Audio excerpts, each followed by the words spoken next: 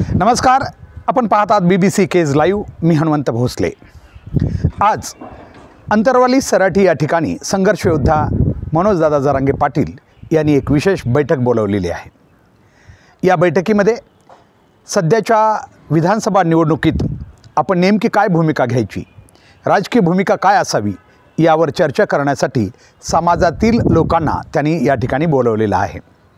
काल अंतरवाली सराठी या ठिकाणीच काही राज्यातील प्रमुख वैचारिक, राजकीय आणि सामाजिक क्षेत्रातील लोकांना त्यांनी यावर आपली मतं देण्यासाठी बोलावलेलं होतं, ज्यामध्ये मी स्वतःही एक प्रतिनिधी म्हणून त्या ठिकाणी उपस्थित होतो. आज जो निर्णय या बैठकीत होणार आहे तो मनोजदादा जरांगे पाटील यांनी अत्यंत कष्टानं, प्रामाणिकपणे आणि अशक्यप्राय अशा स्थितीमध्ये उभारलेल्या आंदोलनाचं भविष्यातील एक महत्त्वाचा टप्पा ठरणार आहे. या आजच्या बैठकीमध्ये जराही चूक निर्णय घेण्यामध्ये कदाचित झाली तर त्याचा परिणाम या आंदोलनाला भविष्यात भोगावा लागू शकतो. काल जेव्हा आम्हीही त्या ठिकाणी होतो, खरं तर मनोजदादा जरांगे पाटील यांच्यावर समाजातील वेगवेगळ्या मतप्रवाहांचा सध्या मारा होतो आहे. प्रत्येकजण आपापलं मत मांडतो आहे. प्रत्येक समूह आपापल्या परीने त्यांनी काय निर्णय घ्यावा याबद्दल त्यांना सूचना करण्याचा प्रयत्न करतो आहे. अर्थात या ठिकाणी मी मनोजदादा जरांगे पाटील यांच्या बौद्धिक आणि संयम यासारख्या गोष्टींचं कौतुक करतो की एवढा सगळा मारा महाराष्ट्रातून होत असतानाही ते आपल्या निर्णयात आजपर्यंत तरी अजिबात चुकलेले नाहीत आणि म्हणून हे आंदोलन आपल्या उंचीवर आज बी अबाधित आहे. मात्र सध्या आम्ही काल पाहिलं की कुठल्याही समाजात राजकारण आणि राजकारणासाठी आसुरलेली माणसं खूप मोठ्या प्रमाणात आहेत. ती समाजाचा घटक या नात्यानं मनोजदादा जरांगे पाटील यांच्यावर वेगवेगळे निर्णय त्यांनी आता घ्यावेतच अशा प्रकारचा दबाव म्हणा किंवा तशा सूचना करण्याचा प्रयत्न करत आहेत. आणि याचा परिणाम मनोजदादा जरांगे पाटील यांना द्विधावस्थेत टाकण्याचा एक होतो आहे. कारण कुठलाही व्यक्ती शेवटी जर आपलीच माणसं दोन्ही बाजूनं असं करा आणि असं करू नका असं म्हणत असतील तर त्यांनी नेमका काय निर्णय घ्यावा. जर समजा एखादा निर्णय करू नका म्हणण्याच्या बाजूनं घेतला आणि उद्या काही परिस्थिती वेगळी झाली तर ज्यांनी असा निर्णय घ्या म्हटले होते ते पुढे येऊन म्हणू शकतील की मनोजदादा जरांगे पाटील यांनी चूक केली. तर असं करू नका म्हणणारे हेही जेव्हा एखादी निर्णय घेतल्यामुळं होणाऱ्या परिणामानंतर तेही पुढे येऊन सांगणार आहेत की तुमच्या अशा निर्णयामुळं हे आंदोलन अशा प्रकारे या स्थितीत आलेलं आहे. अशावेळी निश्चितच एक संघर्ष योद्धा दादा जरांगे पाटील यांच्या मानसिक अवस्थेचा आपण विचार केला पाहिजे.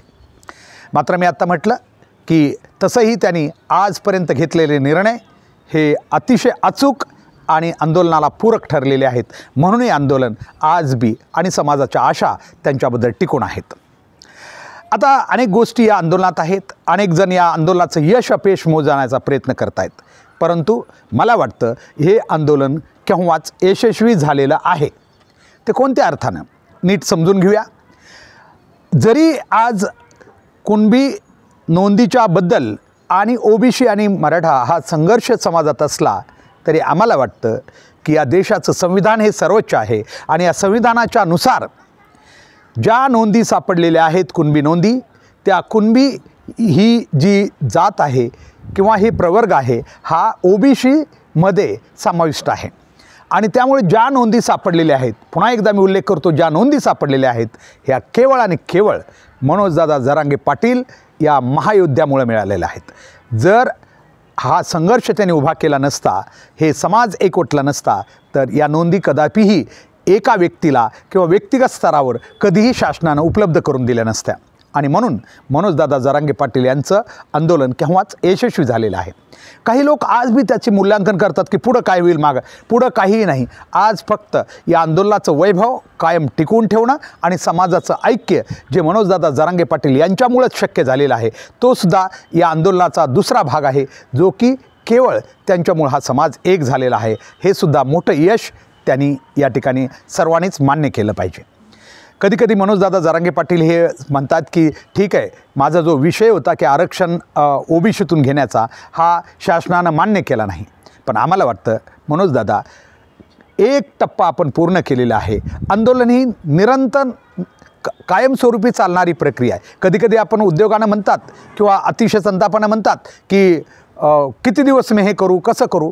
पण आंदोलन शेवटी तुम्ही एक महायुद्ध आहात आणि एकदा तुम्ही त्याच्यात उडी घेतलेली आहे तर आपल्याला हे आंदोलन किंवा ही चळवळ पुढं कायम चालू ठेवावी लागेल. मात्र त्याला जर राजकारणाचा धक्का बसला तर आज या राज्यातील लहान मूलसुद्धा सांगू शकतंय की मनोजदादा जरांगे पाटील यांनी राजकारणात अजिबात उतरू नये. हां, राजकारणाला प्रभावित करणारी भूमिका नक्की घ्यावी, परंतु राजकारणात सरळ उतरू नये. नीट पुन्हा एकदा मी उच्चार करतो, राजकारणाला प्रभावित करणारी भूमिका नक्की घ्यावी, परंतु राजकारणात उतरू नये. कारण राजकारण आजचं ज्या स्तराला पोचलेलं आहे ते खूपच वाईट अवस्थेत आहे आणि त्यामुळं चांगले चांगले लोक ज्यांनी आजपर्यंत राजनीतीमध्ये एक अतिशय मुत्सदी राजकारण्यालासुद्धा ते जमलेलं नाही.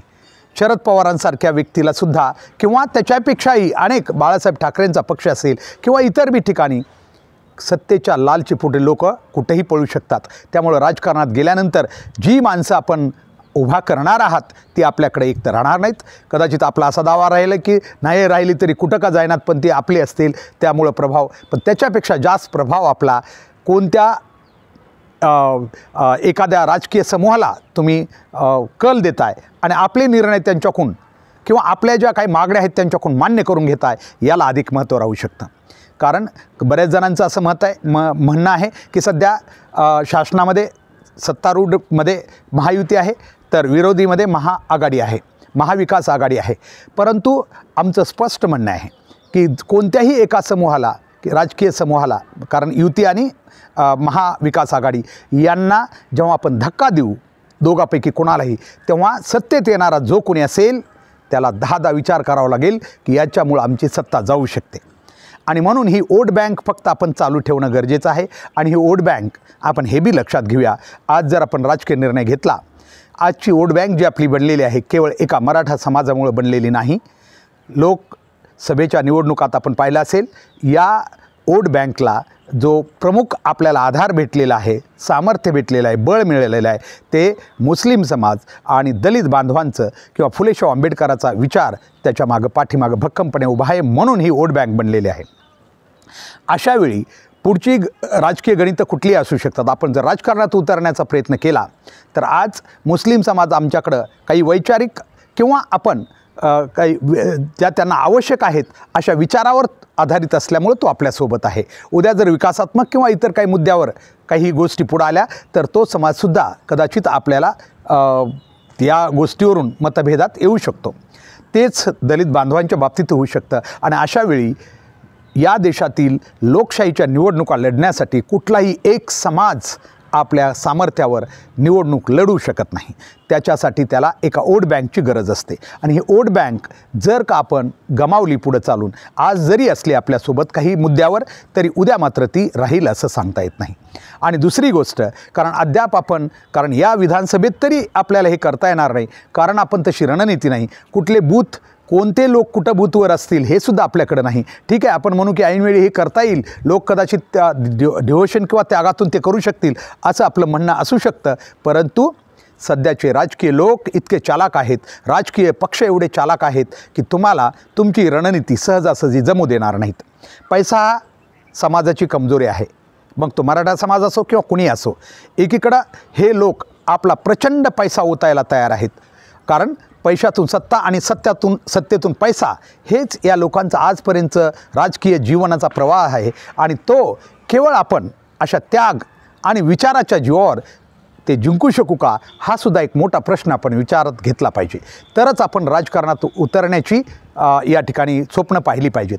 आमचं मत असं आहे, मनोजदादा जरांगे पाटील हे व्यक्तिमत्व आज समाजाला एक संघटित करण्यासाठी मिळालेलं आहे. कदाचित आरक्षण विषय बाजूला ठेवून द्या, परंतु केवळ समाजाला किमान त्याच्या विविध प्रश्नासाठी, केवळ आरक्षण एक प्रश्न समाजाचा नाही आहे, इतर असंख्य प्रश्न तुम्हाला सोडवावे लागतील. अगदी समाजाची व्यवस्थाधीनता असेल, या सगळ्या प्रश्नासाठी तुम्ही पुढे येऊ शकता. परंतु ते कधी, जर तुम्ही आणि तुमचं हे आंदोलनाचं अस्तित्व कायम राहिलं तर. मात्र राजकारणात गेल्यानंतर हे अस्तित्व 100% संपणार आहे असं आम्ही कालसुद्धा आपल्यासमोर बोलताना सांगितलेलं आहे आणि आपण ते ऐकून बी घेतलेलं आहे. जर आणि प्रत्येकाच्या ऐकण्याचा आपण विचार करू असं म्हटलेलं आहे. परंतु आम्ही कालच्या या गर्दीमध्ये आम्ही जास्त पाहतो की जास्त येणारे लोक हे आपल्याला राजकारणात जावं याच्यासाठी जास्त प्रवृत्त करत आहेत. अगदी राजकीय पक्षसुद्धा, अगदी विरोधक जेवढे आहेत त्यांनी प्रत्येक वेळेस चॅलेंज केलेले तुम्हाला की तुम्ही राजकारणात येऊ शकत नाही, तुम्ही हे करू शकत नाही. हे सगळे विधानं जे आहेत ते तुम्ही राजकारणात लवकरात लवकर यावं म्हणून आहेत. मी म्हटलं, काल बी आपल्याला म्हटलो आणि आज बी पुन्हा सांगतो की केवळ आपण राजकारणात उतरावं, आपल्याला तसं प्रवृत्त करावं किंवा आपल्याला तशा गोष्टी आपल्याकडून केल्या जाव्यात यासाठी अशी विधानं हे सर्व लोक या ठिकाणी करत आहेत. काल मी आपल्याला सांगितलं की एक सामाजिक कार्यकर्ता आणि एक भारतीय सैनिक म्हणून मी माझी भूमिका मांडताना आपल्याला आम्ही विनंती केलेली आहे समाजाच्या वतीनं हात जोडून की आपण राजकारणात कोणत्याही परिस्थितीमध्ये उतरू नये. कारण समाजाला आपण पाहिजे आहात. कारण समाजात राजकारण एक अशी गोष्ट आहे, त्या ठिकाणी गेलं की वेगवेगळ्या टीकाटिप्पणीतून तुम्हाला तुमचे अस्तित्व कदाचित समाजात नष्ट करण्याचा प्रयत्न होणार आहे. आणि आपण जरी मराठा समाज म्हणत असलो तरी आजचा मराठा समाज आपल्याशी जोडलेला आहे आपल्या प्रामाणिक आंदोलनामुळं.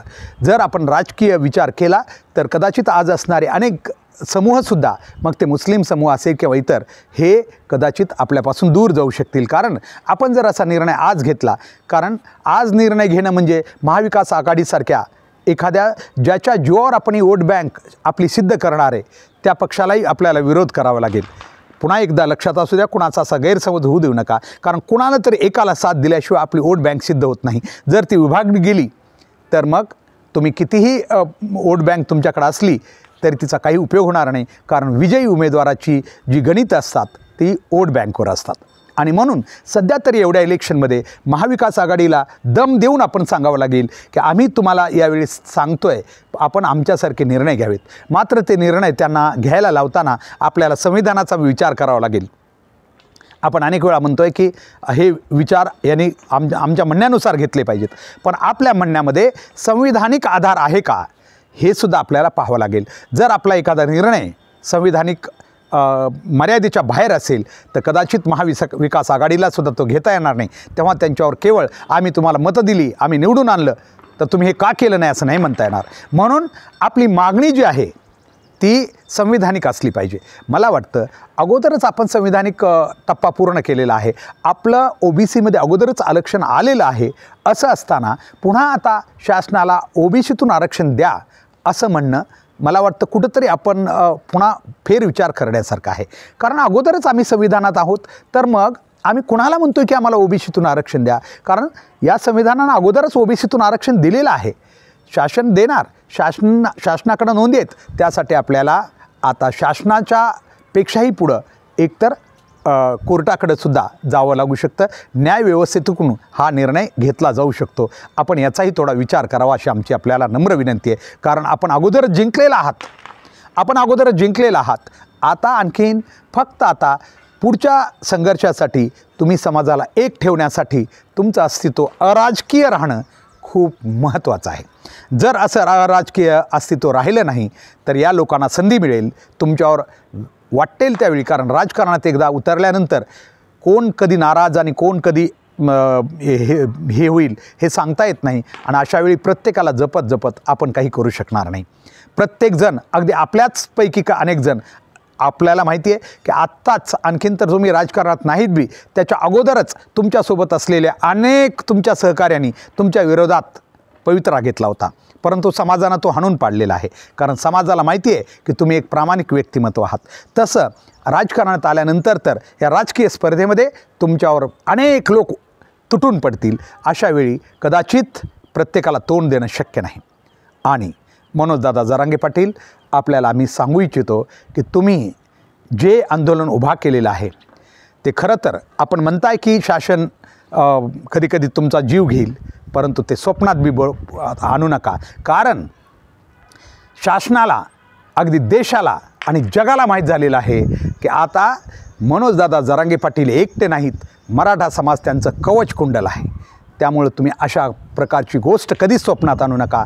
तुमच्या केसाला बी धक्का लागला तरी समाज एक होऊन तुमच्या पाठीमागे उभा राहू शकतो. आणि ज्या कोणी शासन व्यवस्थेनं तुम्हाला ललकारला आहे त्यांच्यावर तुटून पडू शकतो. म्हणून आमची खात्री आहे की असा निर्णय कोणतीही शासकीय यंत्रणा किंवा पक्ष किंवा व्यक्ती घेऊ शकणार नाही. कारण त्याला माहिती आहे की मनोजदादा जरांगे पाटील यांच्या केसालाही धक्का लागला तर पुढं काय होणार आहे ते. आमच्यासारखे सामाजिक कार्यकर्ते यासाठीही तुमच्या विचाराच्या सोबत आहेत. कारण आम्हाला माहिती आहे आज जरी तुम्ही मराठा या समूहाच्या न्यायासाठी पुढं असलात तरी हीच प्रणाली या भारतीय राजकारणामध्ये, राज्याच्या राजकारणामध्ये प्रत्येक समाजातील व्यक्तीला घ्यावी लागणार आहे. प्रत्येक जाती समूहामध्ये आपल्यासारखे जरांगे पाटील तयार व्हावे लागणार आहेत. तरच त्या जाती समूहाला आपल्या समस्या सोडवता येणार आहे, न्याय मिळवता येणार आहे. आता सध्या अनेकांचे डोळे उघडलेले नाहीत. अनेक जातीय समूह फक्त मनोजदादा जरांगे पाटील यांना मराठा आंदोलक या नात्यानं बघतात. पण उद्या आपण इतर जातीय समूहातसुद्धा जेव्हा त्यांचे नेते त्यांना न्याय देणार नाहीत अशी त्यांची भावना पक्की होईल किंवा त्यांना त्याचं खरं गुपित कळेल, तेव्हा तुमच्या बाजूनं किंवा तुमचा आदर्श घेण्यासाठी असे अनेक मनोजदादा जरांगे पाटील प्रत्येक जातीय समूहात निर्माण होणार आहेत, हे याची आम्हाला खात्री आहे. आणि म्हणून आज आम्ही आपल्या विचाराचं समर्थन करत आहोत. म्हणून आपल्याला एकच विनंती आहे पुन्हा एकदा, कारण आजचा दिवस आपल्या आयुष्यातला खूप महत्त्वाचा आहे.